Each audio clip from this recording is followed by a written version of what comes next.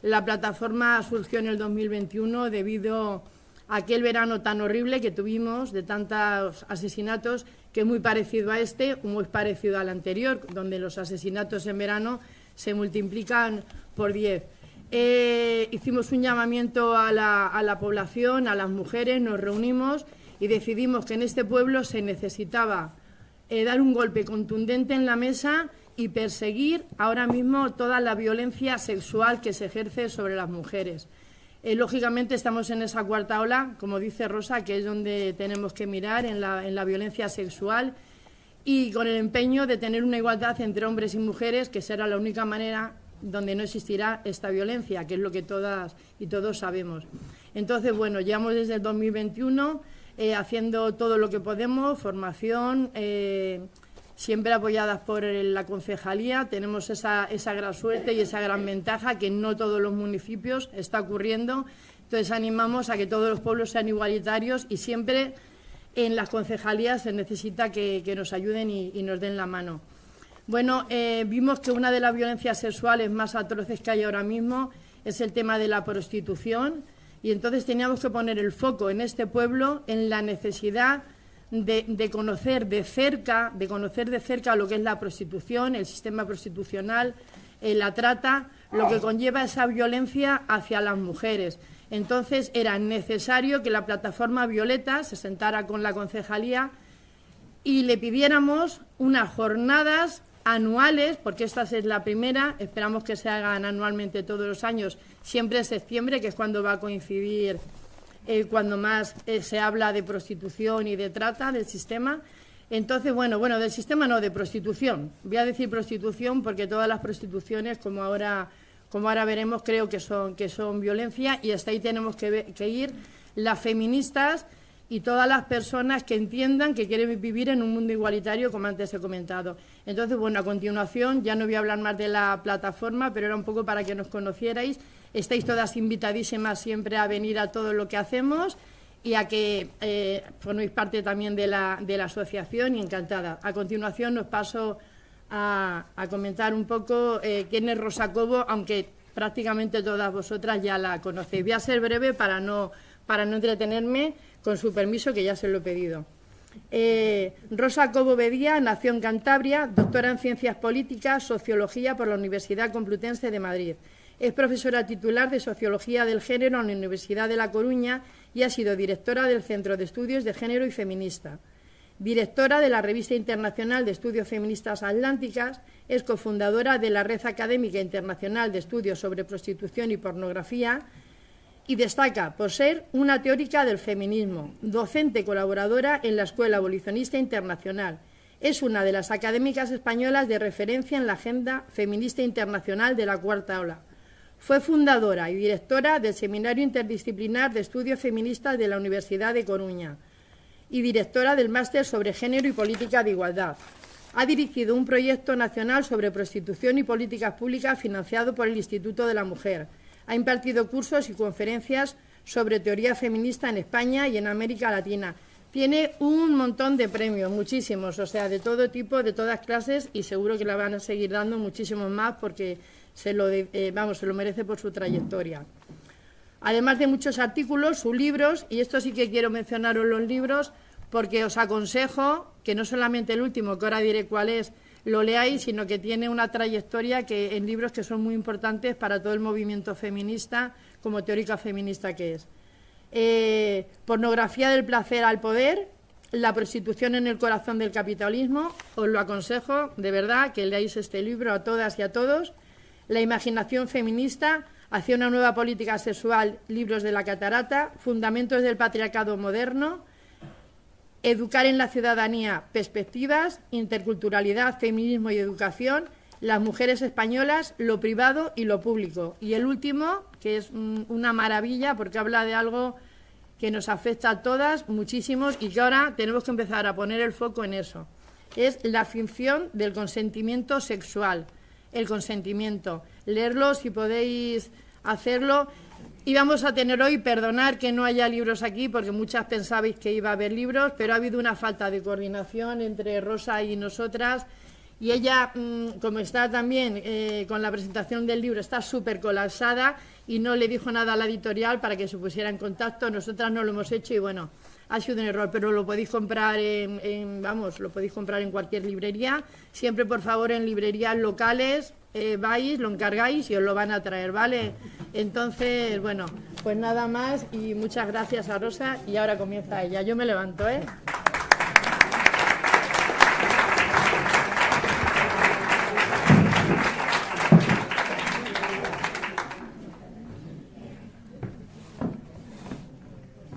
Buenos días.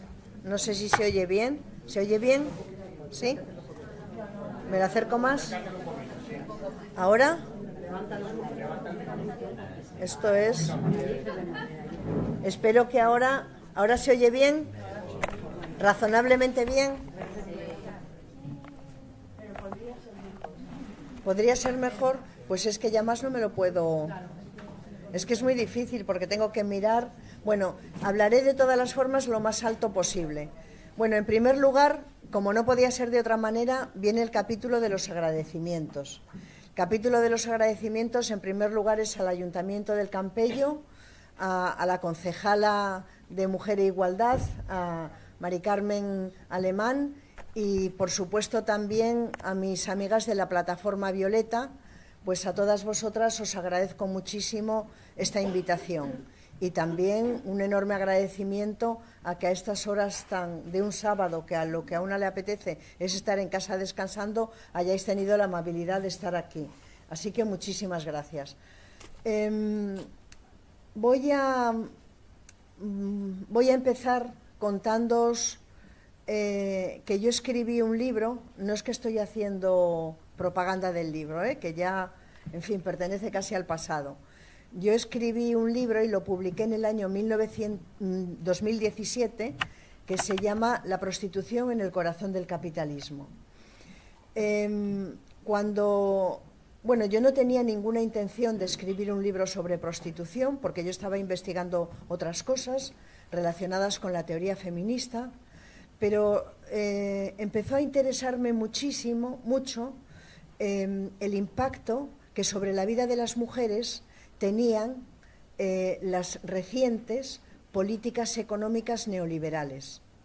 Esa mutación que se produjo en la década de los años 70 de ese capitalismo de bienestar que soñamos que podía ser posible a ese otro capitalismo neoliberal, pues yo estaba trabajando eso porque este capitalismo neoliberal ha puesto encima de la mesa algo que es unos procesos crecientes de feminización de la pobreza, y cuando estaba trabajando esto me encontré con la prostitución.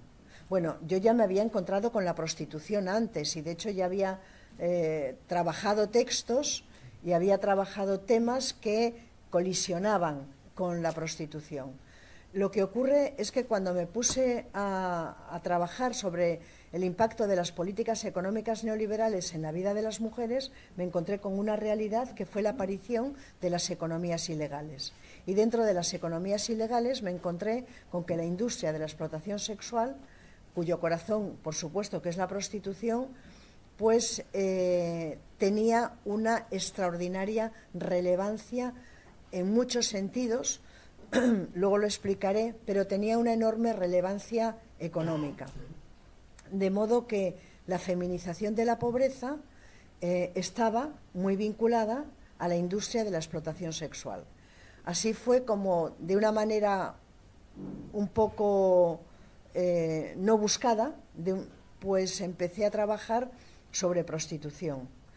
Cuando esto fue en el año 2013, el libro lo publiqué en el año 2017, estuve 5 años leyendo, estudiando, investigando, pero también yendo a clubs, a pisos, a zonas de calle en las que hay prostitución, y yo enseguida comprendí que estudiar era una parte pequeña de lo que yo quería saber, porque muy rápidamente me di cuenta de que mis trabajos de investigación me iban a proporcionar un marco explicativo, iba a obtener muchísimas claves para poder interpretar este fenómeno social, pero enseguida comprendí que me faltaba algo que era fundamental, que era la experiencia vivida. Y la experiencia vivida solamente la podían proporcionar las mujeres que estaban en prostitución. Esa fue la segunda parte. Como estamos así en esta clave un poco, ¿no? Así, aunque sois muchas y muchos, quiero hablaros, deciros que cuando comencé a trabajar sobre prostitución, yo estaba un poco perdida y me encontré con un libro que se llama Las Ocultas, de Marta Elisa de León, que no es un nombre verdadero, que es un nombre con el que ella firmó el libro, que había estado en prostitución unos cuantos años por la zona de Barcelona o por la zona catalana, ¿no? Por la costa catalana, creo recordar. Ese libro significó un antes y un después en mi manera de comprender y de entender la prostitución. Yo al principio, y cuando digo al principio me remito hace muchos años, yo en realidad no era abolicionista. Yo no era ni abolicionista ni tampoco era regulacionista. Y estoy pensando en hace 25 años quizá, ¿no? Yo pensé, mal pensado, pero lo pensé, que la prostitución era un elemento no central de la agenda política del feminismo, sino que era un elemento más bien marginal. Yo pensaba en un pequeño grupo de mujeres y no había podido comprender la relevancia que tenía la prostitución para todas las mujeres, ni tampoco había comprendido el inmensísimo dolor con el que yo me encontré cuando fui a pisos, cuando fui a clubs, cuando fui a zonas de calle en las que había prostitución. Yo no podía imaginar aquello que vi. Tanto dolor junto en un espacio tan pequeño, tanta sordidez, tantas experiencias de violencia, tanta vulneración de los derechos humanos. Yo sencillamente no pensaba que aquello existía. Por lo tanto, empecé a partir sobre todo del año 2000, empecé a comprender que la prostitución no tenía que existir. Yo entonces tampoco estaba muy en la idea de si hay que prohibirla o hay que hacer políticas abolicionistas. Yo entonces no tenía todas las claves. Pero cuando comencé a investigar, pues el panorama se me fue aclarando y comencé a comprender el significado que tiene la prostitución, la industria de la explotación sexual, el significado económico, el significado político, pero también los efectos que tiene para todas las mujeres. Y yo, que tengo una hija que ahora tiene 22 años, pero que cuando yo estaba investigando era una, ¿no? Pues tenía 10, 12 años, eso me hizo darle un contenido diferente a la prostitución. Porque hablar de prostitución es hablar de una violencia sexual que es extrema. Y eso dio algo a mis investigaciones, al trabajo que estaba haciendo, le dio algo que era especial, ¿no? Era algo que tenía que ver con mi vida, que tenía que ver con la vida de mi hija, que tenía que ver con todas aquellas alumnas a las que yo daba clase, que algunas de ellas no tenían recursos, que algunas, después lo vi, estaban en prostitución para poder pagarse la matrícula, en fin. Ya sabéis lo que ocurre, que cuando ponemos el foco en algo, por primera vez, de pronto ese foco nos lleva a otras muchas cosas, y eso fue lo que me pasó. Lo que más me sorprendió cuando empecé a trabajar sobre prostitución es la enormidad de la industria. Lo que más me impresionó era cómo me encontré con una opinión pública que mayoritariamente tenía una opinión sobre la prostitución positiva, que creían que la prostitución era aceptable y que me contaban cosas. Yo entonces entré en el modo ese de lo único que me importa es esto que estoy investigando, y entonces estaba en una cena, sacaba el tema de la prostitución. Me metía en un taxi, hablaba, en fin, no de una manera así abierta, ¿no?, pero propiciaba esto. Así me enteré de tantísimas cosas que ni yo misma podía imaginar, que la prostitución es una realidad tan profundamente cotidiana y tan incrustada dentro de la comunidad, dentro de nuestra comunidad, de la que vivimos. Es decir, la prostitución no son solamente esos clubs que vemos, esos, como dice Ingeborg Kraus, esos infiernos en la tierra, tiene una presencia y está incrustada en mucha mayor medida. Pero yo os decía que lo que más me impresionó de todo fue cómo me encontraba con tanta gente que me decía esta frase, que es imposible olvidarla: si ellas quieren, ¿qué tiene de malo la prostitución? Ellos nunca pensaban que ellas no querían. Eso no estaba dentro de su imaginario, y no estaba dentro de su imaginario porque hay un interés masculino y patriarcal en que la prostitución sea una actividad legal, independientemente de que haya varones que no vayan a utilizar nunca esa institución. Pero perder un derecho que se considera en el imaginario masculino prácticamente como sagrado, porque significa que tú tienes a mujeres de las cuales puedes disponer sexualmente y puedes acceder sexualmente a sus cuerpos, ese es un privilegio que muy pocos varones están dispuestos a cuestionar. Y eso fue lo que vi una vez y otra y otra y otra. Cuando vi que era que había un sector tan amplio de la opinión pública, tengo que decir que es mayor la tasa de varones que consideran que la prostitución es éticamente aceptable que de mujeres. Y ahora se ha producido en los últimos 10 años un cambio en la opinión pública, y ese cambio tiene mucho que ver con la actividad política feminista, con la actividad abolicionista que hemos desplegado las feministas, y que ha hecho posible que haya aumentado mucho la tasa de mujeres que tienen una posición crítica respecto a la prostitución, pero también ha aumentado la tasa de varones que, de una manera o de otra, a veces con discursos, por supuesto, que no están teóricamente ni políticamente articulados, pero que consideran que la prostitución no está bien, de una u otra manera. Luego podemos hablar, si queréis, en el debate cuáles son las razones por lo que ha pasado esto. No hay una razón. Cuando hay un fenómeno social de la significación que tiene la prostitución, no existe solamente un elemento que sea explicativo. Hay muchísimas claves, ¿no? Entonces, luego, si queréis, pero para no alejarme de lo que os quiero contar, yo me pregunté, ¿cómo es posible que la prostitución tenga una legitimidad tan grande? Esa fue la pregunta que yo me hice, y yo quería explicaros que encontré dos razones, encontré dos argumentos, por decirlo así, ¿no? Dos causas. Hay más, pero a mí me parece que quizá estas son las más importantes. La primera es de orden cultural y la segunda es de orden económico.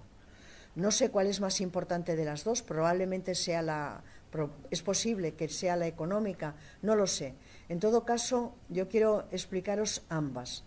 Mirad, la primera es que ayer en Alicante, en la presentación del libro, volví sobre esto porque es muy importante. Hoy también, quizá de otra manera, pero yo quería explicaros que en el año 1960 estalla la revolución sexual, estalla primero en Estados Unidos, en los campus universitarios. Ese proceso se va a desplazar a Europa, solamente a Europa no, a otros lugares del mundo también. Y en el año 68 estalla la Revolución de Mayo del 68. Lo importante es que esta revolución sexual y este Mayo del 68 van a hacer posible que se geste una izquierda que es nueva, una izquierda que tiene una posición fuertemente crítica hacia la socialdemocracia y hacia el comunismo, porque esta nueva izquierda se va a apoyar en un reproche a esa vieja izquierda. Y ese reproche es que la izquierda, tanto la socialdemócrata como la comunista, y no tenemos que olvidar que en Europa, por ejemplo, en Francia o en Italia, después de la Segunda Guerra Mundial, en los años 50 y 60, los partidos que tuvieron más poder fueron los partidos comunistas. De la misma manera que en los países de Centroeuropa o del norte de Europa los partidos fuertes fueron los socialdemócratas, hubo países como Italia o como en el que los partidos comunistas fueron muy fuertes. Esta nueva izquierda tiene una característica, y la característica es que reprocha a la vieja izquierda que los cambios que están poniendo en pie son cambios que no se consolidan. Son cambios que tienen que ver con derechos económicos, son cambios que tienen que ver con derechos políticos. Pero lo que piensa esa nueva izquierda de mayo del 68 es que los cambios económicos y políticos no son cambios sustantivos que se puedan consolidar, a no ser que vayan acompañados de cambios culturales.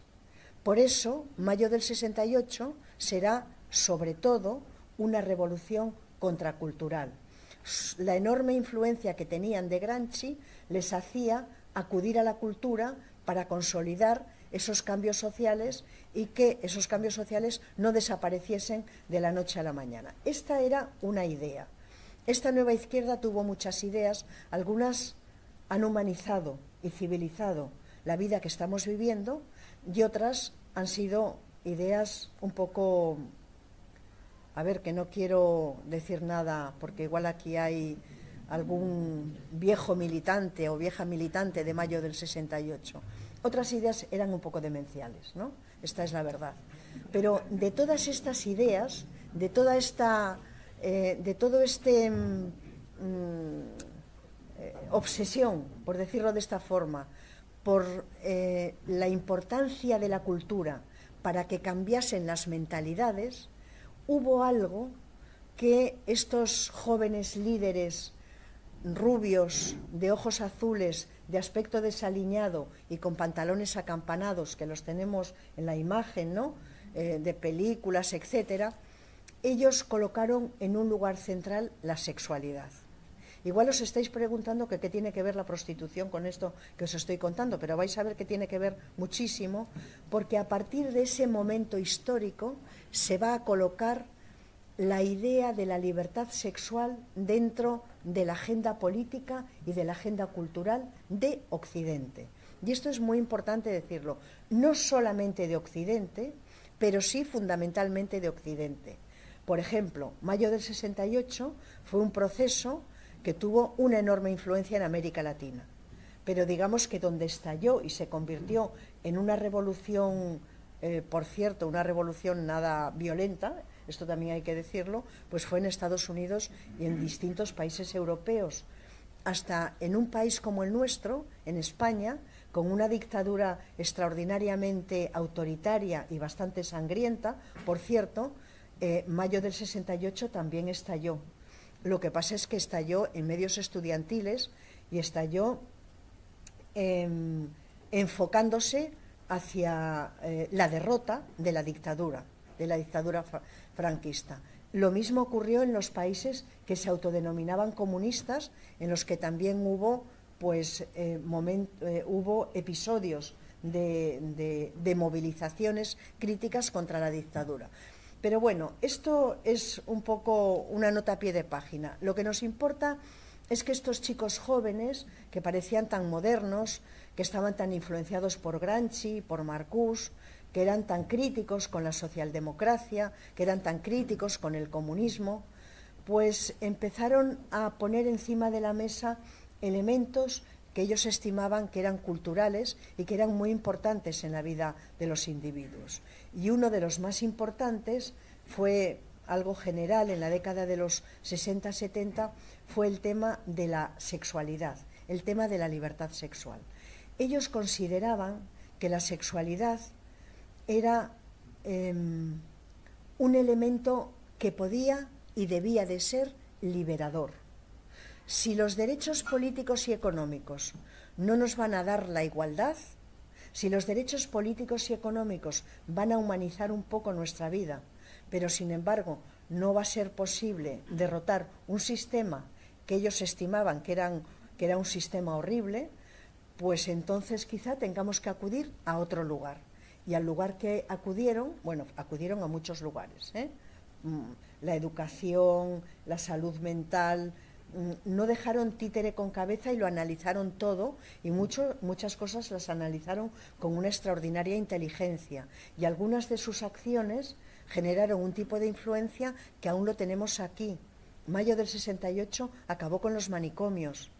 Mayo del 68 acabó con esa autoridad un poco arbitraria, que yo algunas veces echo de menos, el poder que tiene el profesor dentro del aula, ¿no? Entonces, bueno, se hicieron muchísimos cambios.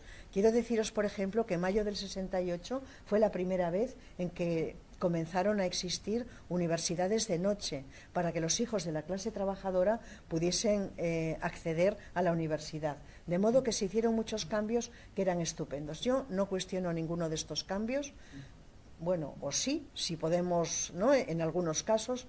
A mí lo que me interesa sobre todo es esta idea de la revolución sexual. A mí lo que me interesa sobre todo, para poder comprender por qué se ha normalizado y naturalizado tanto la prostitución, es comprender cómo la sexualidad se consideró un elemento, un tipo de actividad que podía erosionar el sistema dominante. Eso es lo que contaban. Y decían cosas que, me vais a permitir la grosería, decían cosas y las decían de verdad, que yo esto no me lo han dicho, que lo he leído, ¿no?, en libros de grandes autores consagrados como Wilhelm Reich, como Marcuse. Decían cosas de este tipo.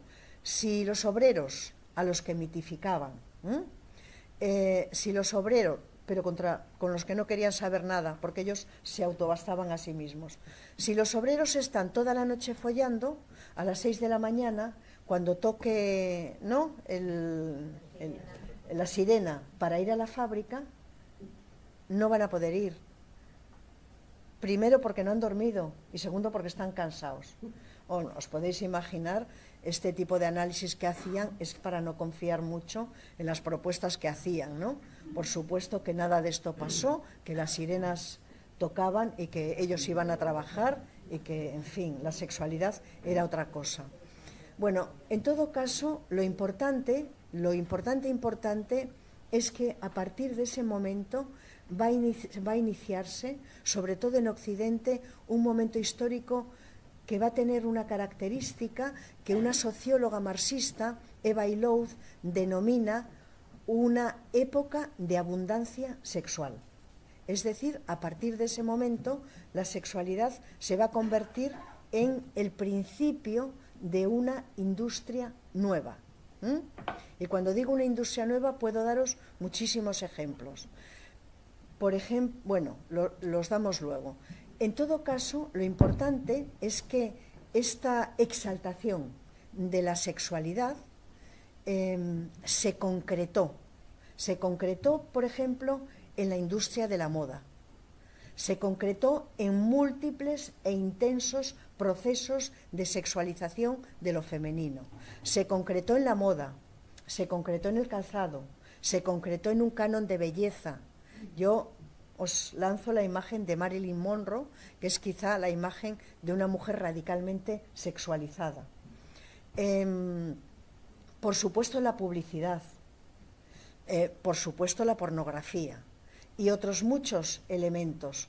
La sexualidad, sin darnos cuenta, se va a ir articulando en un mercado de consumo y va a ir formando parte de nuestra vida. Y vamos a recibir un mensaje. Ir al cine cuesta dinero, ir al teatro cuesta dinero, hacer un viaje cuesta dinero, pero la sexualidad es gratuita. Por lo tanto, y es una fuente inagotable de placer. El problema era este. ¿Para quién era una fuente inagotable de placer? ¿Para ellos o para ellas? Porque tenemos muchos informes que se hicieron en la década de los años 70, de mujeres que explicaban que no les gustaban las relaciones que tenían con sus maridos. Tenemos muchas películas que nos cuentan esto, tenemos mucha literatura que nos cuentan esto y tenemos ensayos que nos cuentan esto. La tercera ola feminista, el feminismo radical, comenzó precisamente con grupos de autoconciencia de mujeres que se reunían en casas, y una de las cosas que decían es: el matrimonio, la relación en la cama con sus maridos no eran aquello que ellas pensaban que era, no eran relaciones gratificantes, porque por muchas razones, ¿no? Pero esto fue algo... Bueno, si a estas alturas os estáis preguntando qué tiene que ver la prostitución con esto, pues lo que tiene que ver sobre todo es que la sexualidad va a ser, se va a colocar como un elemento central del imaginario cultural. Y esta exaltación de la sexualidad va a convertirse en lo que Sheila Jeffreys denomina una cultura de la prostitución. No hay legitimación de la prostitución si previamente no ha habido una exaltación de la sexualidad y lo que corresponde a eso, que es la puesta en pie de procesos de sexualización de las mujeres. Porque estos melenudos de pantalones acampanados, cuando pensaban en la libertad sexual, lo que pensaban era que lo que pensaban y decían, que no les estoy interpretando, se interpretaban ellos con la sinceridad que les, ¿no?, a la que estaban acostumbrados. Para ellos esto era que las mujeres estuviésemos sexualmente disponibles, porque si ellos, para ellos la sexualidad era una fuente inagotable de placer, ¿por qué no lo iba a ser para nosotras? De aquí aquellas frases que a mí me llegaron ya un poco tarde, pero que las llegué a vivir, de: ¿no te quieres acostar conmigo, tía? ¿Para ti qué te pasa? Eres frígida, eres una estrecha. Este era lo que se vivió en ese momento histórico. Bueno, pues esta sexualización de las mujeres, a través de la moda, del calzado, del canon de belleza, de la industria de la cirugía estética, en fin, de tantas cosas, eso ha sido lo que ha puesto las bases de la creación de una cultura de la prostitución. Por lo tanto, primera cuestión importante: si la prostitución tiene legitimidad social, si ha tenido más legitimidad social hace 10 años de la que tiene ahora, es precisamente porque las estructuras culturales han acogido la sexualización y la sexualidad como elementos inherentes de la vida de las mujeres y de la vida de los hombres. Entonces, hoy, bueno, o hace 10 años, mucha gente no diría que la prostitución le parece bien si no se hubiese entendido y no hubiese sido explicado la idea de que la sexualidad es buena en sí misma, en cualquier circunstancia y bajo cualquier razón. Y eso era lo que pasaba. Entonces, esta es la primera razón que hace que la prostitución se haya convertido en un elemento que tiene un anclaje profundo en la opinión pública. La segunda razón es de tipo económico. Y Sheila Jeffreys, que es una feminista radical, dice, creo que con muy buen criterio, dice que la prostitución hoy, la prostitución del siglo XXI, no puede ser entendida si no es en el marco de la economía política. Y ese es el gran cambio que ha habido entre el viejo canon de la prostitución y el nuevo canon de la prostitución. El viejo canon de la prostitución lo conocemos por tantas películas que hemos visto y por tantos libros que hemos leído. Y nos proporciona la imagen de aquellas casas de citas que estaban prohibidas, pero que sin embargo eran toleradas, donde iba el cura, donde iba el farmacéutico, donde iba el maestro, casas de citas que a veces estaban a las afueras de los pueblos, donde cuando se abría la puerta y la cámara fabulaba y romantizaba ese espacio brutal, pues nos encontrábamos con un concepto que es moralmente repugnante, que es el concepto de las putas felices. La idea de que los burdeles son lugares de felicidad. La idea de que ellas soportan violencia porque les produce no solamente placer, sino también alegría. Ese era el viejo canon de la prostitución.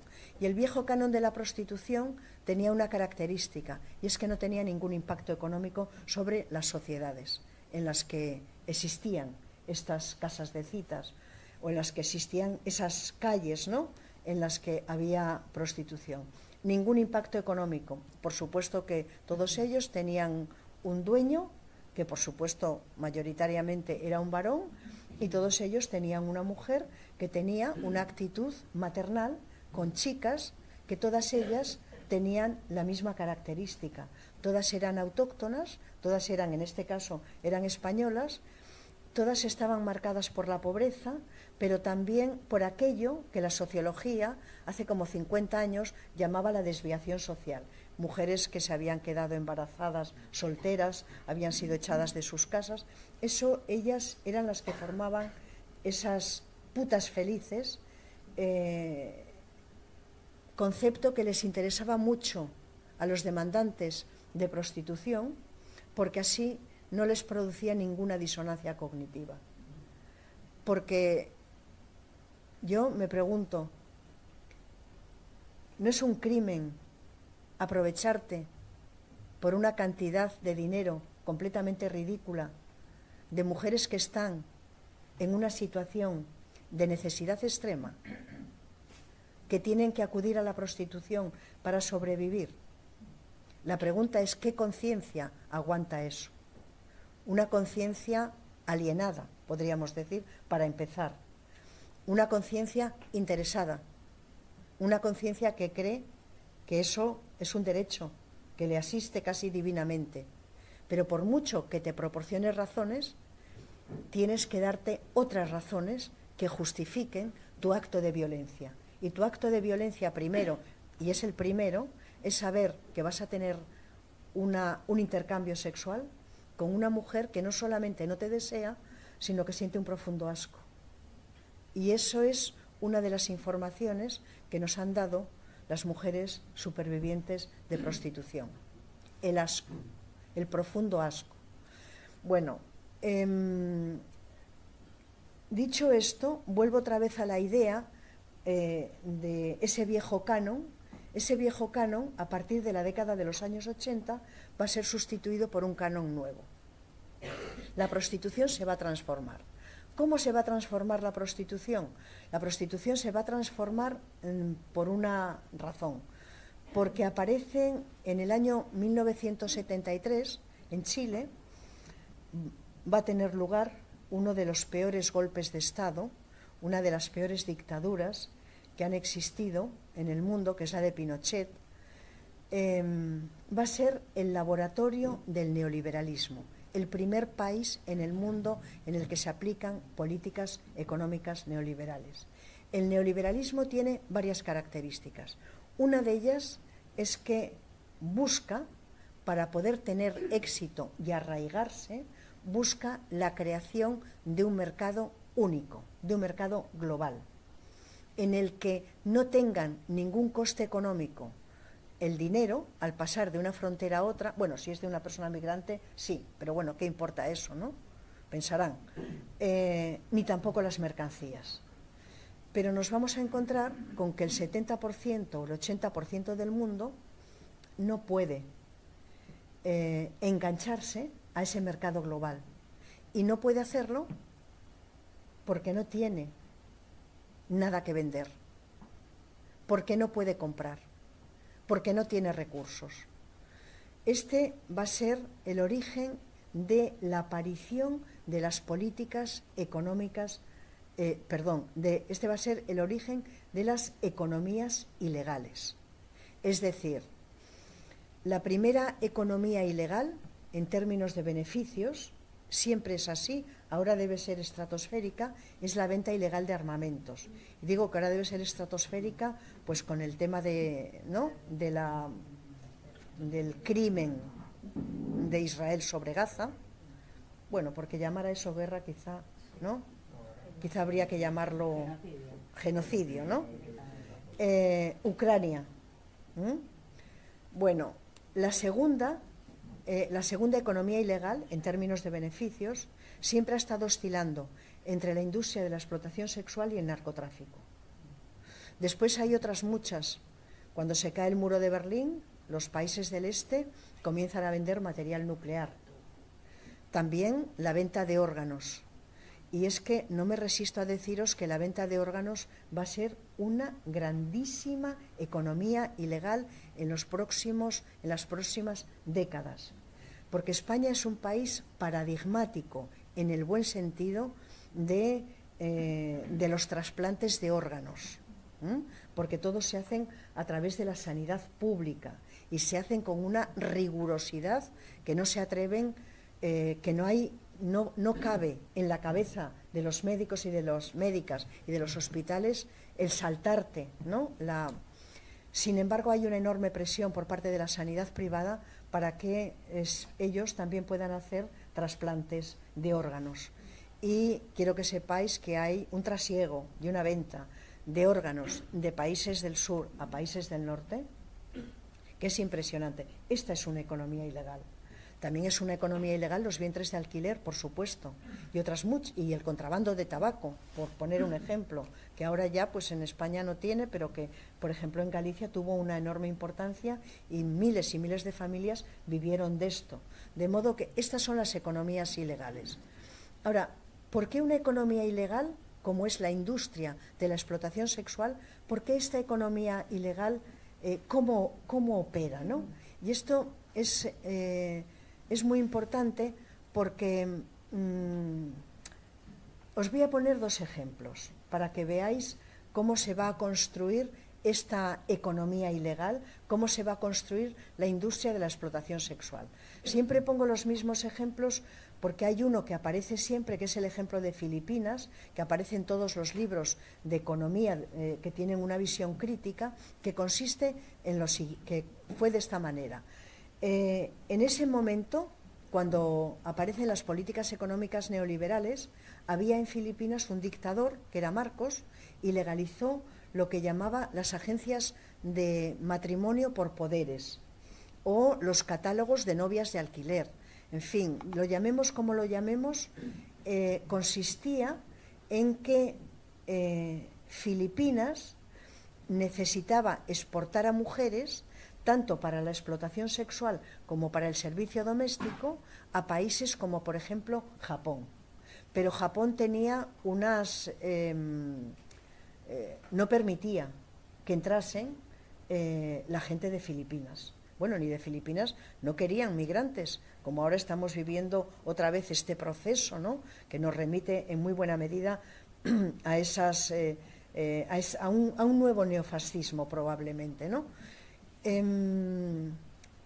Entonces, estas agencias de matrimonio por poderes, estos catálogos de novias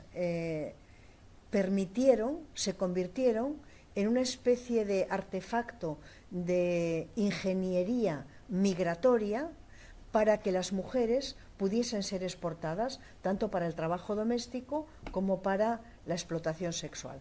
¿Qué es lo que ocurrió?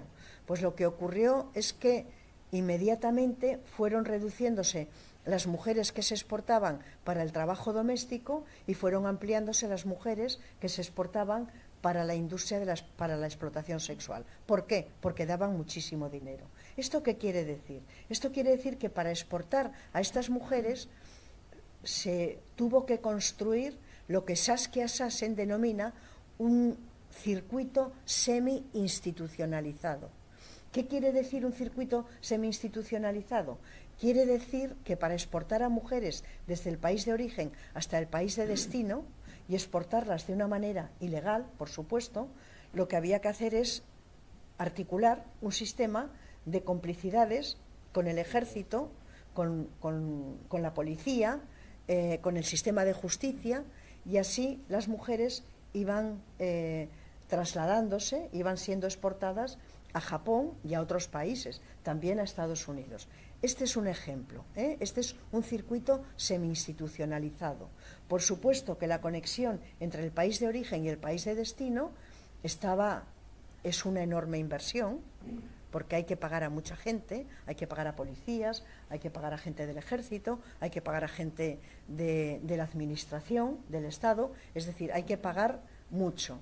Por eso estos circuitos semi-institucionalizados no sirven solo para exportar a mujeres para la explotación sexual, sino que también sirven para exportar órganos, para exportar drogas, para exportar armas. Son los mismos circuitos. Cuando se crea un circuito es tan caro, es tan complejo, cuesta tanto mantenerlo, que se convierte en ese circuito por el que transitan todas las economías ilegales. Este es un ejemplo. El ejemplo de Filipinas es un ejemplo.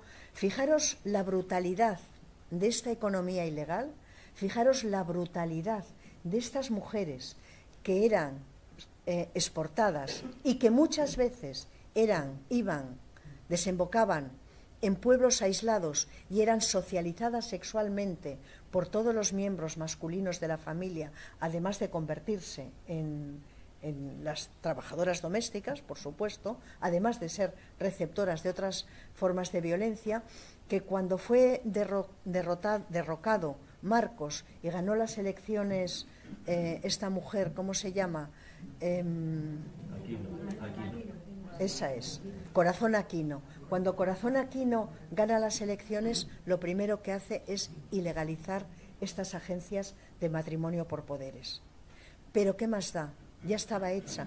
Aquel circuito había costado muchísimo dinero articularle y mantenerle, de modo que escogieron otras vías, pero siguieron exportando a mujeres. Ahora os voy a contar otro segundo ejemplo, que es el ejemplo de Centroamérica.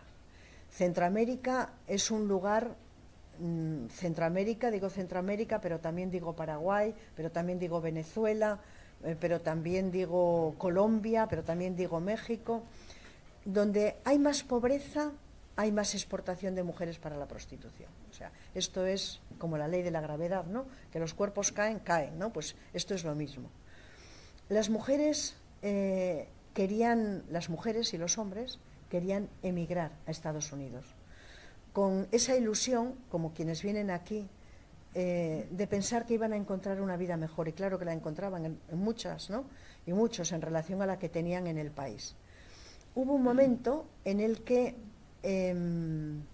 la policía tenía la orden de sacar de esas camionetas, de esos coyotes que iban a la frontera, de sacar a los hijos y a las hijas y dejar que fuesen las mujeres solas. ¿Por qué? Porque ellas querían emigrar, pero se querían llevar a sus niños y a sus niñas. Muchas veces también se querían llevar a sus madres. Pero la policía les sacaba y ellas se tenían que ir solas. ¿Por qué? Y aquí es la clave fundamental. Porque cuando las mujeres emigran a otro país, mandan remesas de dinero al país de origen. Dicen, las mujeres son muy valientes, emigran. Sí, las mujeres somos valientes porque haber sobrevivido a tanta violencia y haber sobrevivido a tanta explotación, pues claro que somos valientes. Pero yo lo que quiero explicar es que los estados que tienen altas tasas de pobreza lo que hacen es promover la emigración de mujeres, porque las mujeres envían remesas de dinero al país de origen durante 5 años más de lo que lo envían los varones que son migrantes. Por lo tanto, los estados promocionan a las mujeres porque esas remesas de dinero van a reactivar el consumo, y al reactivar el consumo van a reconstruir la economía nacional. Entonces, este es un elemento clave para poder comprender este nuevo canon de la prostitución y para poder comprender cómo, y esta es una idea fuerte que yo quería dejar aquí, cómo la prostitución es tolerada, a veces protegida por los estados, porque se ha convertido para muchos estados en una estrategia de desarrollo. Este es el tema. Ahora, aquí viene la pregunta. ¿Las mujeres que están en prostitución eligen la prostitución porque la prostitución es un trabajo sensacional? ¿Porque ganan más dinero que en una oficina? ¿O porque ganan más dinero que limpiando casas, por ejemplo? Bueno, es importantísimo deshacernos y desarticular la idea de que las mujeres que están en prostitución lo eligen en una situación de libertad, porque la pobreza cercena la libertad. Pero no es solamente eso. La mayoría absoluta, y cuando digo absoluta no estoy hablando del 51%, estoy hablando del 80, del 90% de las mujeres que están en prostitución han sido sexualmente abusadas, o bien en su infancia o bien en su adolescencia. A esto, no solo las feministas, lo llamamos vulnerabilidad. Las mujeres que están en prostitución vienen de situaciones de una falta de recursos culturales, por supuesto, profesionales, por supuesto, que viven en países en el que sus aparatos productivos están expulsando a gente, pero además vienen con situaciones de vulnerabilidad.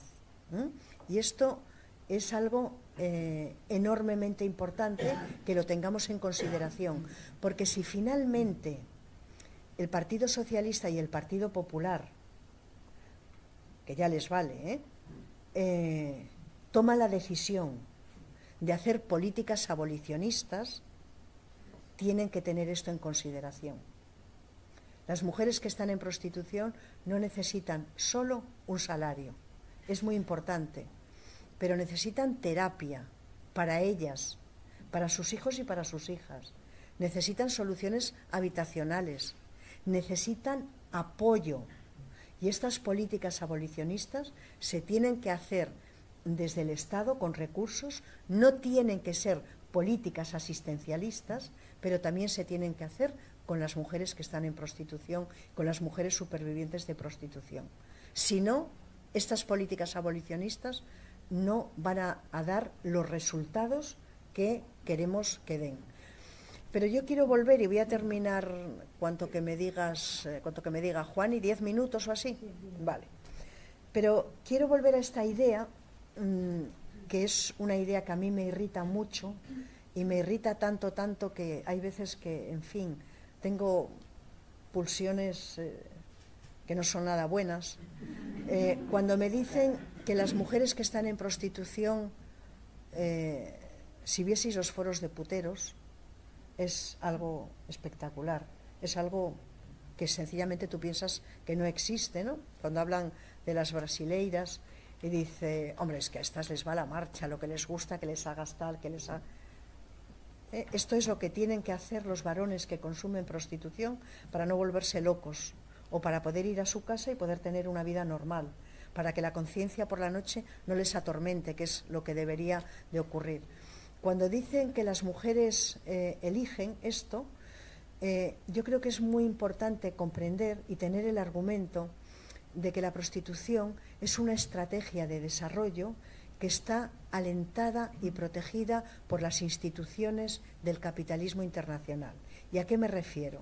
Me refiero a que el Fondo Monetario Mundial, el Banco Mundial y el Fondo Monetario Internacional, cuando dan préstamos de ayuda estructural a países que tienen altas tasas de pobreza, una de las condiciones que les ponen es que creen una industria que lo llaman del ocio y del entretenimiento. Esta industria del ocio y del entretenimiento son básicamente dos cosas. Por una parte es juego, casinos, maquinitas. Por otra parte es prostitución. En la prostitución se crea el dinero y en la otra se blanquea. Esto es. Ahora, si la prostitución es una estrategia de desarrollo y si las instituciones del capitalismo internacional consideran que es fundamental esta estrategia de desarrollo para la creación de un mercado único, para que los países con altas tasas de pobreza se puedan enganchar, la pregunta que yo me hago es ¿cuál es el margen de libertad que tienen las mujeres que están en prostitución? Esa es la pregunta. Esta es una pregunta que podríamos hacer muchas más. Bueno, voy a acabar diciendo ya solo dos cosas y en el debate completo, ¿no? Cosas que tengo interés en decir, pero que luego se hacen más entretenido y no quiero aburriros. La primera, no podemos esperar más tiempo para que se hagan políticas abolicionistas. Yo no me creo esa historia de que el Partido Popular y el Partido Socialista se llevan mal. Claro que se llevan mal. Siempre se lleva mal el partido que está en el gobierno y el de la oposición. Han pactado la composición, bueno, han pactado la renovación del Poder Judicial. Han pactado el presidente del Banco de España. Han pactado varias cosas. ¿Y no van a pactar una ley abolicionista de la prostitución? ¿Vamos a ser de verdad el burdel de Europa? ¿Vamos a permitir que haya 100.000 mujeres, 70.000, 110.000, yo no sé, es muy difícil saber exactamente, que están segregadas, viviendo en condiciones de vulneración de los derechos humanos, siendo receptoras de violencia, mientras miramos para otro lado? ¿Sabéis que no existe la prostitución sin el narcotráfico? ¿Sabéis que nunca se desarrolla una economía ilegal sola? Que el Ayuntamiento de Ámsterdam encargó 2 estudios para ver la prostitución en Ámsterdam, que se ha convertido en una fuente para el turismo. Y una de las conclusiones que sacaron es que estaba envuelta en actividades criminales vinculadas a las drogas. La pregunta, dicen muchas abolicionistas, entre las que me encuentro, que cuando los estados alientan, protegen o toleran esto, son estados proxénetas. Y este es el estado que tenemos. Ahora, yo digo el PP y el PSOE, y no es que lo digo por una razón, porque Sumar, Podemos, los partidos que están dentro de Sumar, yo sé que tienen gente militante que es abolicionista, pero no tienen una posición política oficial que sea abolicionista. Por lo tanto, en este sentido de la prostitución, ni están ni se les espera. Por lo tanto, esta tarea solamente pueden hacerla estos partidos que podrían alcanzar la mayoría absoluta y que podrían modificar el Código Penal. Las políticas abolicionistas significa perseguir el proxenetismo, esos que se autodenominan empresarios del sexo y que son solamente criminales. La segunda cuestión es de sancionar a los puteros, esos que han estado fuera del imaginario de la prostitución, hasta que las feministas, por cierto, les hemos metido. Sobre ellos se asienta la totalidad del sistema prostitucional. En tercer lugar, políticas públicas, con recursos, bien diseñadas, bien dirigidas, para las mujeres en prostitución y con ellas. En tercer lugar, introducir la coeducación, la igualdad, la lucha contra la violencia en el currículum escolar y también en el currículum académico. Al aula llegan chavales y chavalas que no saben nada de lo que es la prostitución, más allá de una romantización de la prostitución. Pero hoy la prostitución es un mercado inmensísimo de consumo. Cuando se firman contratos de trabajo o contratos económicos, si son de gente que tiene mucha pasta, las chicas van al hotel. Si no, ellos se desplazan a un piso, se desplazan a un burdel. Cuando encuentras tu primer trabajo, lo celebras en un burdel, en un piso, donde sea. Si es a primero de mes, vas a un burdel o vas a un piso. Si es a final de mes, vas a la calle. Pero en todo caso, lo que no podemos olvidar es que de cada 10 españoles, 4 han acudido a la prostitución. Y digo 4, aunque las mujeres supervivientes de prostitución, siempre que yo digo esto, me dicen, sí, 4, son más. Claro, ellas lo saben muchísimo mejor. Programas de sensibilización. Y ya para finalizar, de verdad, quería deciros otra cosa. Yo tengo una enorme falta de fe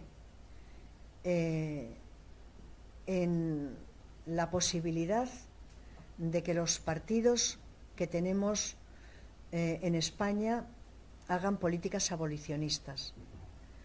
Yo sé que en el Partido Socialista y en el Partido Popular hay mujeres que son feministas y que son abolicionistas. Y sé que lo han discutido, y sé que lo han querido llevar al Parlamento, y sé que estaban de acuerdo en votar juntas, y sé también que las direcciones de los partidos lo han malogrado.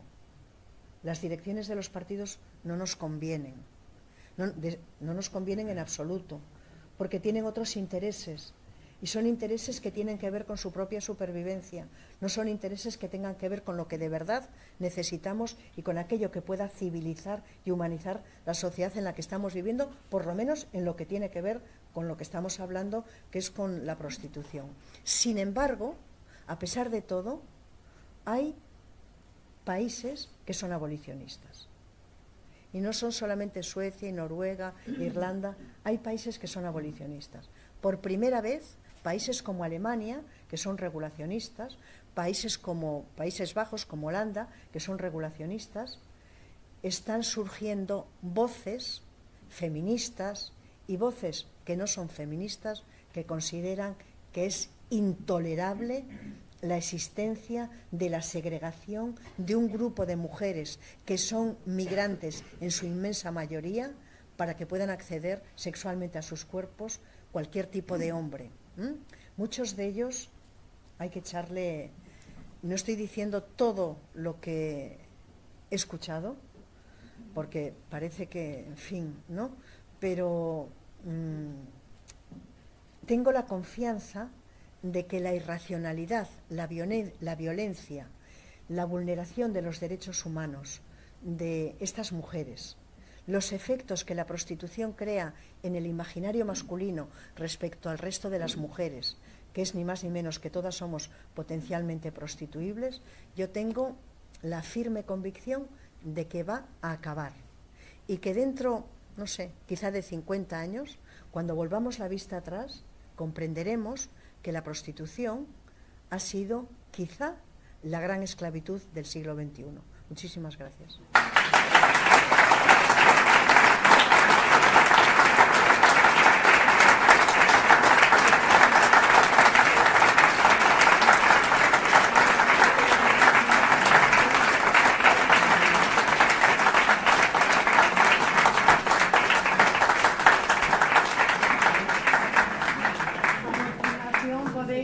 A Rosa y ella os irá dando la palabra como hasta las 12 menos 10 más o menos, ¿vale, Rosa? No, yo quería preguntarte por qué cuando la policía clausura una red de trata de blancas que sale de los medios de comunicación, sí, o cuando, por ejemplo, mujeres que están apresadas por practicar la prostitución, cuando salen, pasa un tiempo, se reintegran. O sea, tú has hablado de reintegración, pero yo digo que volver a reintegrarse, porque es que no se les da una salida. Es que estaba acordándome de los liberatorios de Federica Montseny, cuando fue ministra de Sanidad, que efectivamente se les proporcionaba una estructura social y se les hacía aprender un oficio, que luego me han dicho que cuando Vietnam se liberó de la ocupación americana, ese modelo de Federica Montseny se aplicó también con éxito en Vietnam para liberar a la gente de la práctica de la prostitución, que muchas eran madres de familia para proporcionar un pan a sus casas, ¿no? O sea que, ¿qué problema hay ahí o qué propuesta hay, si hay algún tipo de alternativa para evitar que la prostituta que ha sido liberada por la policía o ha cumplido una pena de cárcel, para evitar que regrese a la práctica de la prostitución alegando que no encuentra otra salida? Y ese problema se da porque además sí, han salido medios de comunicación. Sí. Bueno, voy a aprovechar, yo voy a hacer como los políticos, que les preguntan una cosa y luego contestan a veces otra. Yo voy a contestar lo que me has preguntado, pero voy a aprovechar para decir otra cosa, porque hay un sector muy grande de la izquierda que parece que no quiere saber, que no quiere comprender.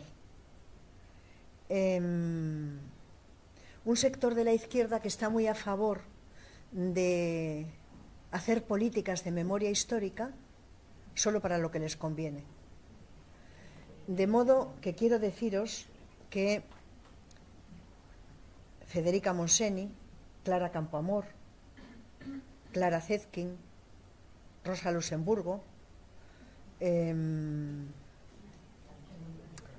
Goldman, se me ha olvidado una marxista, Alejandra Kollontai. Aquí las mujeres anarquistas libres, mujeres de derechas, mujeres, por supuesto, de izquierdas, todas ellas fueron abolicionistas. Esto es muy importante. Ahora me dan unas ganas inmensas de llorar. Esto es una metáfora, porque no pienso llorar por esto. Lloraré por cosas que sean, ¿no?, que tengan otras. ¿Cómo es posible que la nueva izquierda, que se reclama del anticapitalismo, que se reclama del... Y cuando digo la nueva izquierda no estoy refiriéndome solamente a Sumar o a Podemos, porque sé que hay sectores dentro del PSOE que comparten estas mismas posiciones, ¿no? ¿Cómo es posible que borren esta memoria histórica? ¿Cómo es posible que crean que a partir de ahora se puede tener una posición política completamente desconectada de nuestra genealogía? Yo eso no lo puedo comprender. Yo no quiero dar nombres, ¿no? Yo no sé si CNT ahora se ha declarado abolicionista, leí algo, pero hasta hace muy poco tiempo no lo era. Yo digo, no saben dónde están, no saben quiénes son, no saben de dónde vienen, no comprenden nada. Bueno, esto me parece que es muy importante decirlo. Como también me parece que es muy importante decir que podríamos explicar los 3 siglos de historia del feminismo a la luz de las posiciones abolicionistas que ha tenido la primera ola, la segunda, la tercera y la cuarta. Por lo tanto, aquella idea que nos tratan de meter, de que en el feminismo hay 2 voces, una que es abolicionista y otra que es regulacionista, sencillamente no es cierto, no es verdad. En el feminismo nunca ha habido una posición regulacionista por una razón, porque las feministas podemos ser más o menos radicales, pero lo que os puedo asegurar es que no estamos locas. Y sabemos muy bien que la prostitución es una violencia extrema contra las mujeres. Y es una violencia extrema para todas las mujeres, pero que además ahora, desde hace casi 2 décadas, es que las mujeres que están en prostitución en Europa son mayoritariamente mujeres migrantes.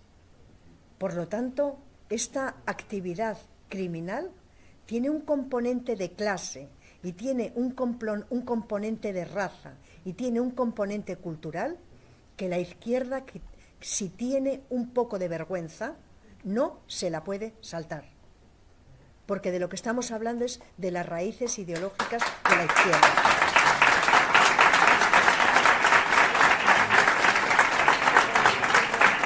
Ahora, dicho esto, voy a lo que me has preguntado, que es que esto lo quería decir porque la verdad es que el abolicionismo se constituye como movimiento fuerte, autónomo, digamos, dentro del feminismo, en el siglo XIX, en el interior del sufragismo. Va a haber un libro que se llama Una voz en el desierto, que lo va a escribir Josephine Butler, que yo siempre digo que es la Butler buena, ¿no? Es la que humaniza, ¿no? Nos ofrece un programa. Ahí va a constituir un movimiento abolicionista que va a llegar, ¿no?, hasta ahora. Esto es en el 1880, una cosa así. El abolicionismo tiene mucha historia, y porque tiene mucha historia, tiene muchas propuestas. Y claro que tiene propuestas para las mujeres que están en prostitución y para las mujeres que han tenido una fuerza que yo considero que va más allá de lo normal, la fuerza de haber podido salir. de la prostitución, porque entrar es facilísimo, pero salir es muy difícil, salir es imposible. Y aprovecho esto para deciros que el abolicionismo del siglo XXI tiene algo nuevo que no tenía el abolicionismo del siglo XX ni del siglo XIX, y es que ha aparecido un nuevo actor político dentro del abolicionismo, que son las mujeres supervivientes de prostitución.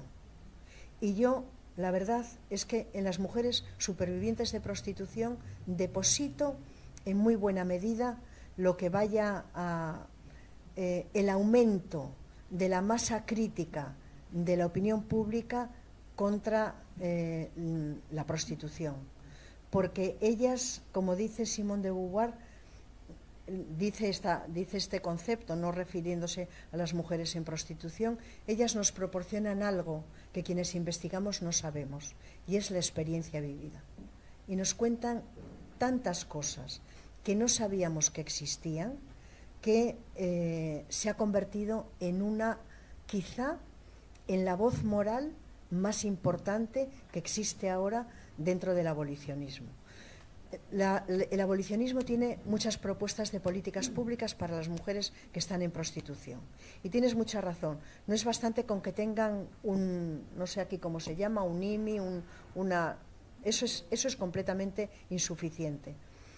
Nosotras, las abolicionistas, lo que proponemos, después de haber tenido muchas conversaciones con las mujeres que están en prostitución, lo que proponemos es cualificación profesional.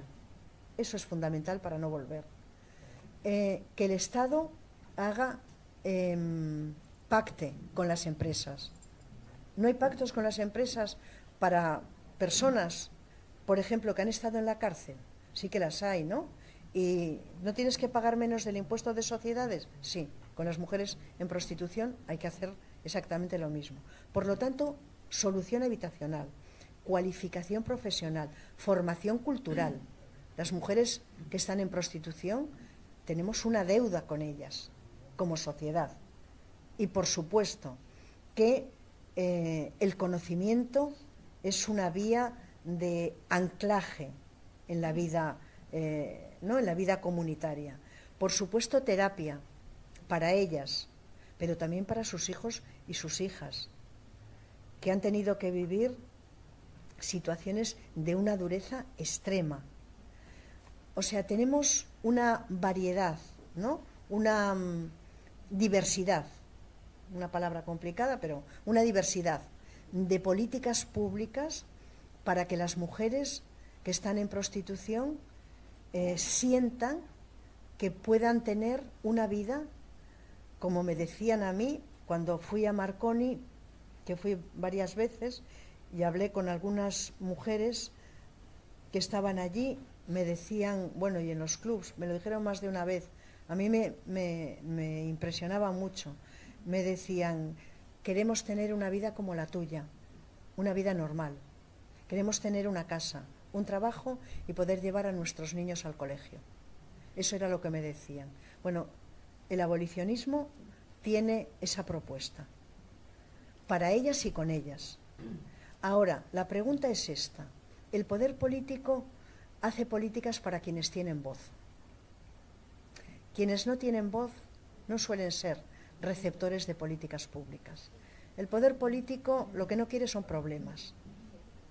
Yo recuerdo una conversación que tuve hace ya bastantes años con Carmen Albor, y yo estaba muy cabreada, porque estaba muy cabreada con el Partido Socialista, una de tantas, ¿no? Porque no ampliaban la ley de supuestos, no la convertían en una ley de plazos. Y Carmen Albor, con la sensatez y con la sinceridad, ¿no?, que tenía, me dijo, mira, Rosa, tienes que convencerte de una cosa.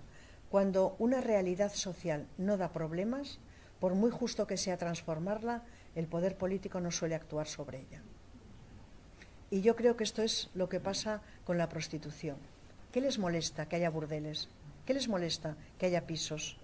¿Qué les molesta que haya zonas, ¿no?, cuando sacan beneficio los empresarios de la hostelería, ¿Qué sería de Canarias y de Baleares sin la prostitución? Cuando sacan beneficios los dueños de barcos, que las recogen en Ibiza y las llevan a Arabia Saudí, que amanecen allí. ¿Qué sería de aquellas farmacias que están cerca de los lugares en los que hay clubs? Que las mujeres que están en prostitución son mujeres enormemente dañadas físicamente, psicológicamente, y por lo tanto son enormes consumidoras de fármacos. Cuando hay una farmacia que está cerca de un lugar en el que hay prostitución, inmediatamente aumenta su tasa de beneficios. ¿Qué sería de un sector de taxistas que las lleva y las trae? Y que cuando las recoge en la estación de Atocha, Almudena Grandes, y las lleva a un chalecito del Viso, le pagan el doble de lo que marca el taxímetro.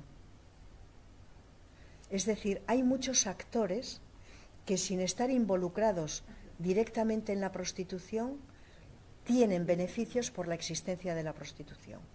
Entonces, tenemos modelos de políticas públicas, sabemos lo que hay que hacer, se necesitan recursos, se necesita voluntad política y se necesita un pacto social.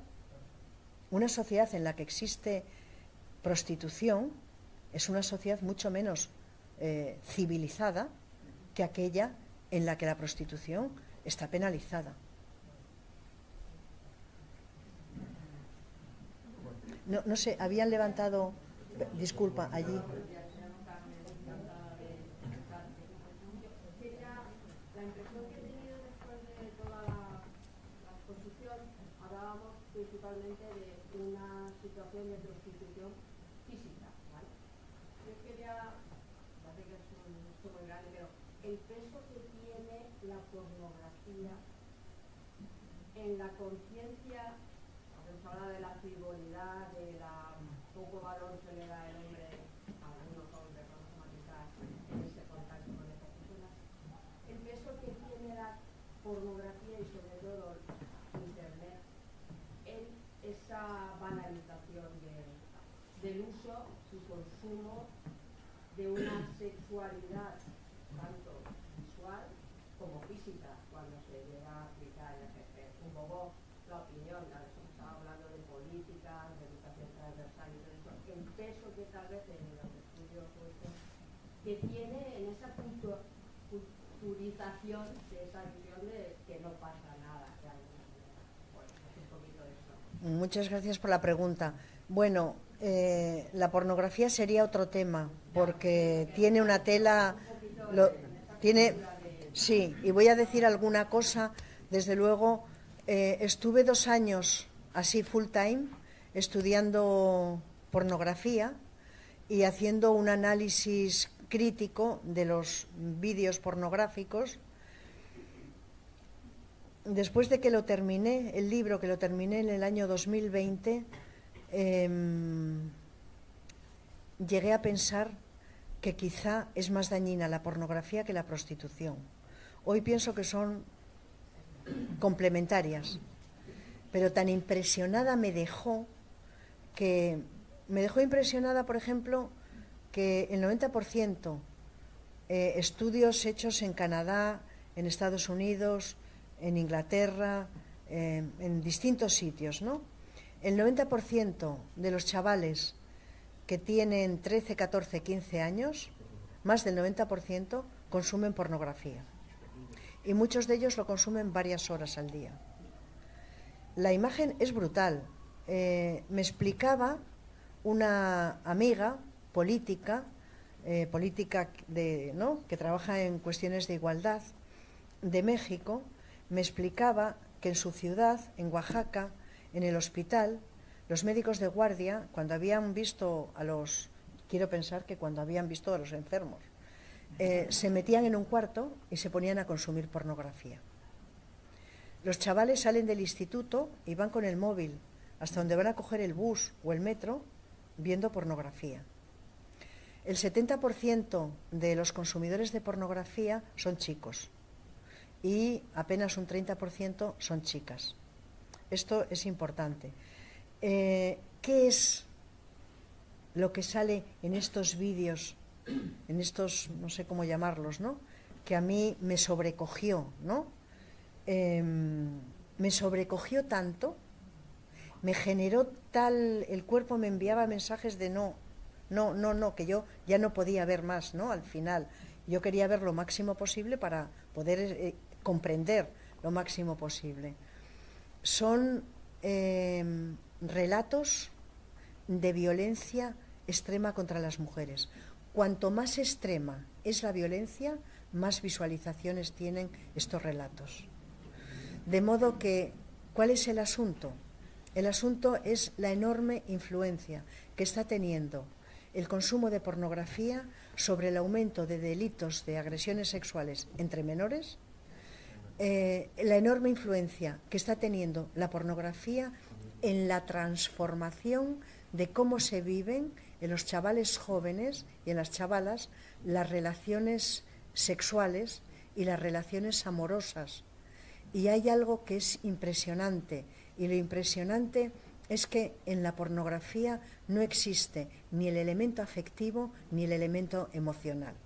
Lo que existe es solamente una serie de movimientos, que son movimientos bastante violentos, por otra parte, y en todas las investigaciones que se han hecho, lo que se pone de manifiesto es el profundo malestar que tienen ellas porque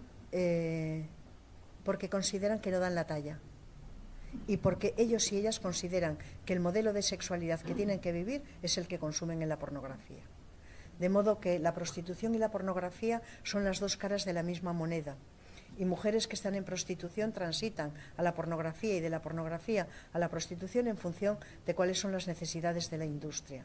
De modo que dice el Gobierno, con muy buen criterio, que quieren poner en pie algo para que no puedan acceder los jóvenes al consumo de pornografía.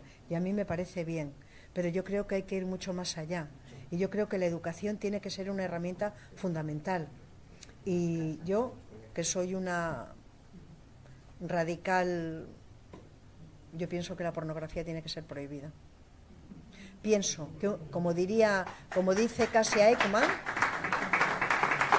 Kasia Ekman dice que un mundo sin prostitución sería un mundo mejor. Y yo digo que un mundo sin pornografía sería un mundo mejor. Hay muchísimas maneras para excitarse que no pase por la pornografía. Perdona, estaba antes este caballero. Bueno, voy a continuar un poco con el tema de Internet.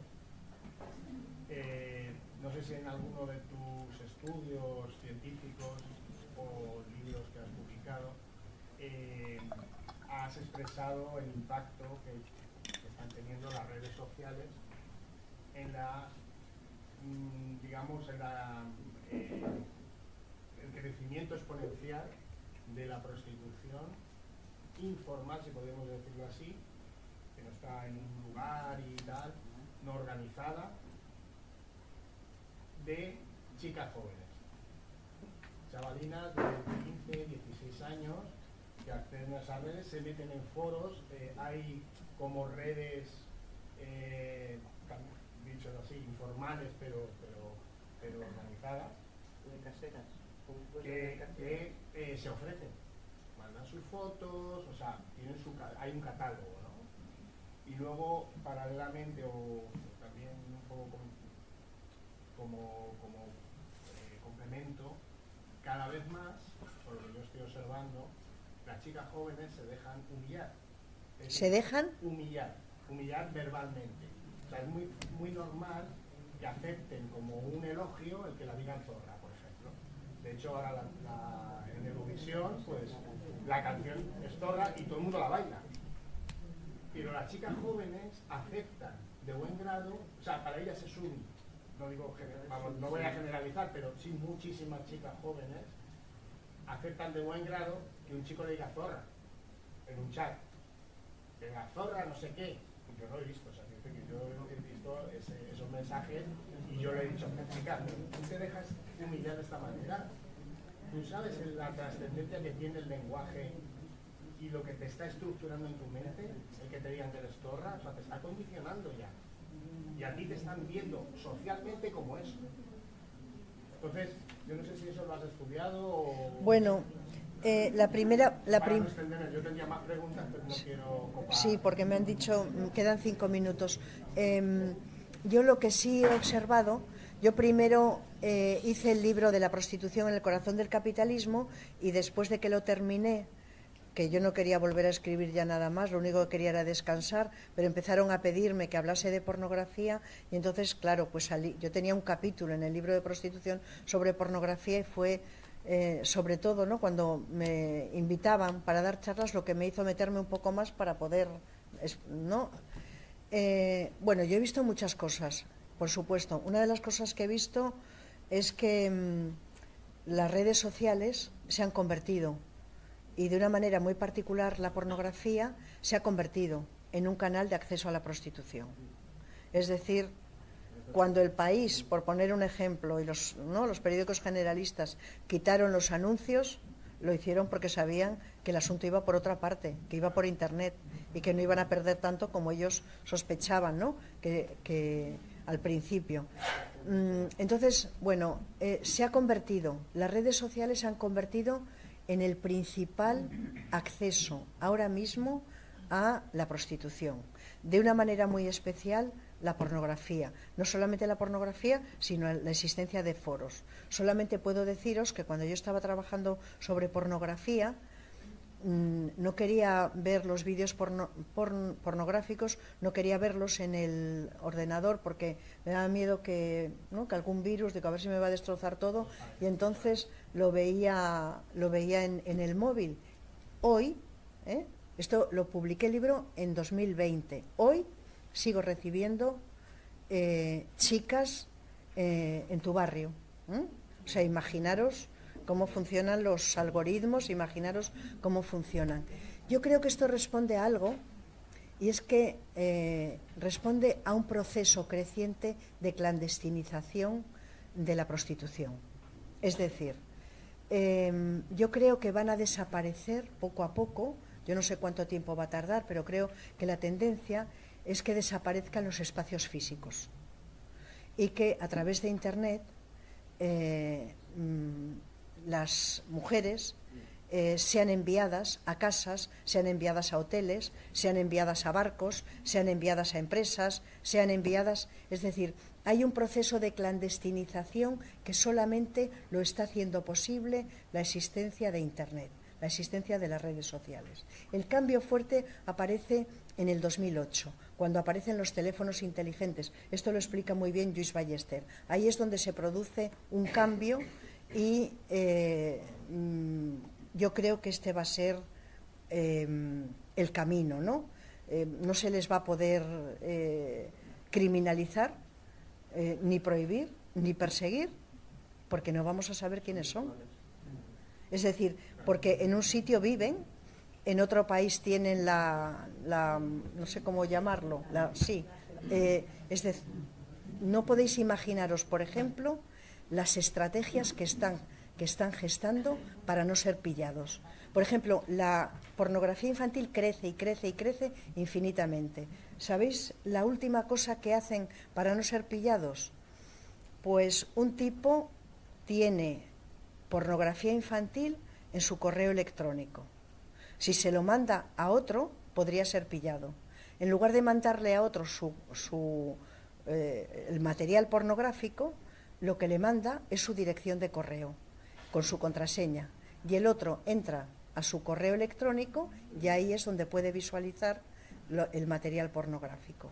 O sea, se está produciendo ante nuestros ojos, ¿no?, una transformación completa que yo creo que va a hacer posible que desaparezcan los espacios físicos de prostitución y se deslocalice toda la industria y a través de Internet y de distintas aplicaciones pues se envíen a mujeres para prostitución. Pero yo iba por el tema de que esas prostitutas son jóvenes, son chicas y son autónomas. Bueno, no. Sí, que se ofrecen autónomamente. Se ofrecen autónomamente, sí, pero no hay... Sí, pero no hay autonomía. No hay autonomía. Me refiero a que no hay Sí, una organización. sí lo hay. Sí lo hay. Se llaman manager. se llaman manager. El manager es para que la gente crea, para que las chavalas crean que en realidad es una especie como de actividad artística. Hay un tío que es un proxeneta, que suele ser joven y que suele ser guapete, bueno, hasta que crezca más, ¿no? Muy horteras todos, en fin. Y son los que gestionan todo. Y son los que se quedan con una buena parte del dinero. Son los managers. Otra cosa es que ellas se presenten como si fuesen... Pero es otra cosa distinta. ¡Buf! ¿Cuántas manos? Pues... empieza tú, todas habláis y os contesto a todas, ¿vale? Porque si no, no quiero que Juani me asesine, porque quiero ir a mi casa, vamos. Hay una cosa que yo quería también, porque hay la pornografía, y lo que me sorprende es que todavía hay personas que continúan de decir que es cinematografía. Y entonces, no es, porque es el mismo para... la persona, yo lo siento que soy francesa y entonces yo espero que yo hablo bien español. Para buscar mujeres es el mismo camino que para la prostitución. Busca mujeres pobres y sí, le engaña todas. para decir que le busca trabajo y al final es otra cosa. Y entonces son explotadas. Entonces no podemos decir que es cinematografía.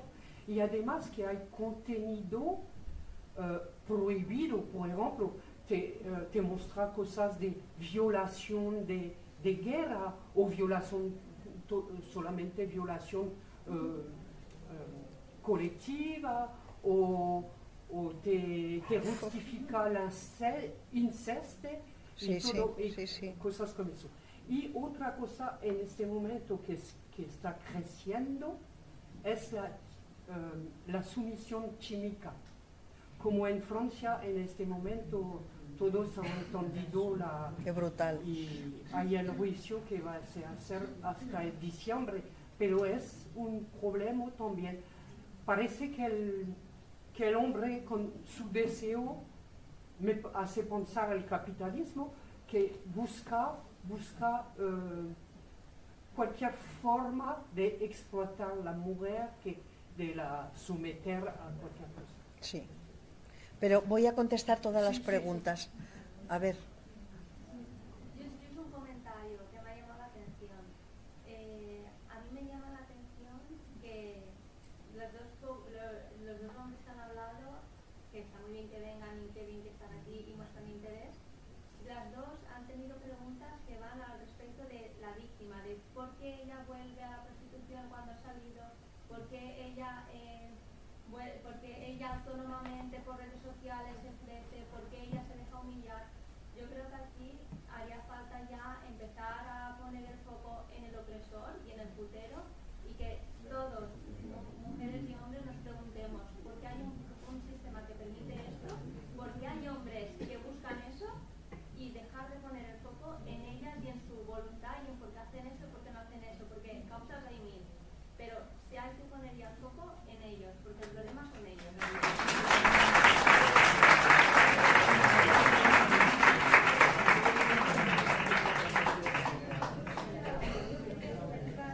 Yo quería comentar que esas niñas, de lo que esta señora ha comentado, de 14 años, de 15 años, adolescentes, que se ofrecen, hay que mirar un poco hacia atrás, es decir, cómo han llegado hasta ahí, en el uso de las redes. Hay un sistema, y tengo conocimiento de ello fehaciente, por el que, sobre todo durante la pandemia, en la que los niños estuvieron tan conectados, en la que hay redes que atrapaban a niños, estoy hablando de 8, 9, 10, 11 años, metiéndolos desde redes que vienen de países, una del Perú y otra de Oriente, de saber, de Tailandia, de países asiáticos, donde poco a poco los iban metiendo en una especie de secta, no secta, sino en unas actividades en las que esos niños entraban en la pornografía, entraban en la autolesión, entraban incluso dejarse, aprender a dejarse humillar, aprender a dejarse, a entrar en el, ¿cómo se llama esta pornografía que te dejar que te gane? El sadomasoquismo, aprender el sadomasoquismo y dejarse y humillarse verbalmente y conseguir eso. Bueno, esto fue denunciado por algunos padres en los colegios y en los institutos cuando se reincorporaron, porque estos niños aparecían con lesiones en las manos, con lesiones en las piernas que no se veía porque llevaban pantalones, con un estado mental completamente destruido, a los que se claro, la primera actividad, la primera acción era retirarles el teléfono para que perdieran el contacto con estas personas. Esto fue denunciado a la policía y la policía no pudo hacer nada porque estos países no tienen convenios con España. Y en los mismos institutos, en las mismas clases, había un montón de niñas que estaban sufriendo el mismo problema. Entonces no me quiero imaginar en España y en el mundo entero la cantidad de niñas que luego se ofrecen con 14, 15, 16 años inducidas por este movimiento destructivo, donde la autoestima les baja primero las dejan muy tocadas psicológicamente, segundo las dejan tocadas físicamente porque las inducen o bien a la bulimia, es decir, a un acto autodestructivo, y tercero las inducen a la prostitución y a la humillación y a un consumo de sexualidad brutal que una niña o un niño de esa edad no debe consumir. Por lo tanto, si hay niñas de 14, 15, 16 años que hacen eso, señores, nos tenemos que plantear por qué es. Sí. Bueno, la última. Me dicen que corte.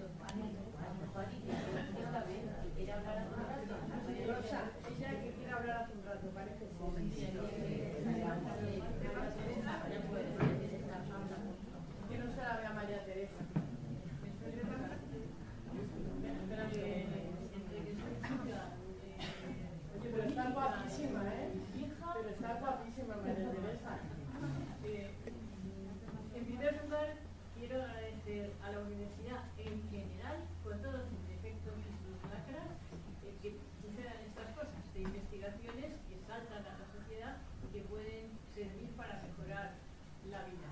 Y en segundo lugar, voy a hacer memoria chiquitita, histórica, de hace 30 años. En la ciudad de León de Nicaragua, donde acababan de perder las elecciones los sandinistas. Hoy, pero bueno, la ciudad de León, sin embargo, mantenía todavía un alcalde sandinista con que la ciudad de Alicante está hermanada. No sé si están haciendo algo o no. Y en aquel viaje tuvimos una reunión con un grupo de mujeres. Me arrepiento muchísimo de no haber dedicado más mi vida a eso, pero la vida es así, que eran de todos los partidos políticos, sandinistas, las mujeres policías, que habían hecho un equipo de trabajo que yo creo que también hay que apuntar soluciones para ver cómo rescataban a la gran cantidad de mujeres que la ocupación yanqui había conseguido en Nicaragua. Y contaba una de ellas, que era, me parece, la representante de las mujeres católicas, que habían ido a hablar con el gobernador. Ella era la portavoz y le había dicho: ¿es usted la representante de las prostitutas? Que también estaban. Dijo: no, pero si fuera por darle de comer a mis hijos, a lo mejor también tendría que hacerlo. Esa es una realidad que a mí me ha estado golpeando la cabeza hasta el día de hoy. Ahora podemos pensar muchas cosas más, pero a lo que voy es a la necesidad de construir con ese Partido Popular y Partido Socialista, que parece que dicen que están de acuerdo con el abolicionismo, que no solo sea en lo macro, sino en lo micro, quiero decir, en los municipios y en las comunidades autónomas, y que hombres y mujeres de esos dos partidos, y por favor no me digáis que con los de Sumar no se puede contar, porque ya me acabo encerrando antes de morirme. Equipos que formen red a través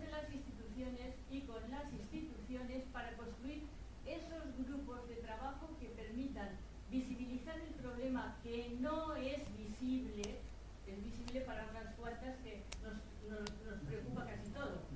Y para la mayoría no, ni para los niños de 14 años a los que si te sientas con ellos y les haces pensar sobre lo que están viendo, además de criminalizárselo y decirles eso no se hace y eso no se mira, cógelo, míralo con ellos y explícales lo que significa. Es decir, elementos de trabajo que aquí hay, modelos que se han practicado, y pienso en Elena Simón, que ha hecho sus trabajos en determinados ambientes muy bien hechos, ¿no? Y han faltado más equipos de eso. Y ya está. Solamente por último, yo voy a reivindicar a mi querida Rosa Luxemburgo, que no se llama Luxemburgo. A ningún hombre le cambian el apellido, a ella sí. Y se le rompe la boca y el lápiz desde el Bueno, ¿tú quieres decir algo rapidísimo? ¿Quieres preguntar rapidísimo? Porque voy a Sí, muy rápido, muy rápido. Has hablado de países abolicionistas, que los hay, pero son países que no tienen su economía centrada en la prostitución. Tienen otros mercados, sí, otras economías, sí. Y yo creo que ahí ha sido posible por esto. Porque España en este momento, la economía de este país está centrada en el turismo sexual, prostitución. Quiero decir, aquí lo tenemos muy difícil. Lo tenemos muy difícil, sí. Y la pregunta es, ¿habrá alguna manera? Pero no es solamente eso. Porque Holanda, por ejemplo, tiene una economía muy saneada. Tiene que ver, yo creo, que con otro tipo de... Hay otros muchos factores. Bueno, un minuto, Juani, no voy a decir prácticamente nada. A la compañera que habló la última, sintiéndolo muchísimo, Sumar, Podemos, los partidos que están dentro, a gente como yo, nos han dejado en una posición de orfandad política brutal en términos que tienen que ver con la prostitución y con los vientres de alquiler. Y yo vengo de ahí. O sea, yo no soy militante del Partido Socialista, no soy militante del Partido Popular, ni soy simpatizante de ninguno de los dos. Yo vengo de ahí.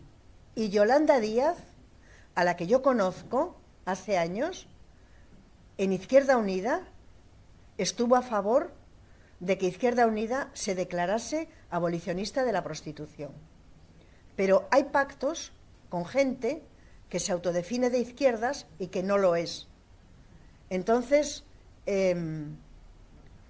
la orfandad política en la que nos han colocado a gente que éramos votantes de Izquierda Unida y de esos partidos es algo que yo voy a tardar años en poder perdonarles.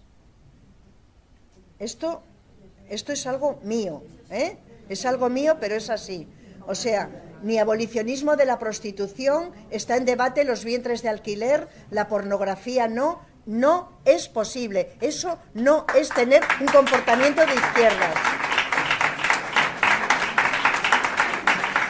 No puede ser. Sumar y Podemos tienen que cambiar.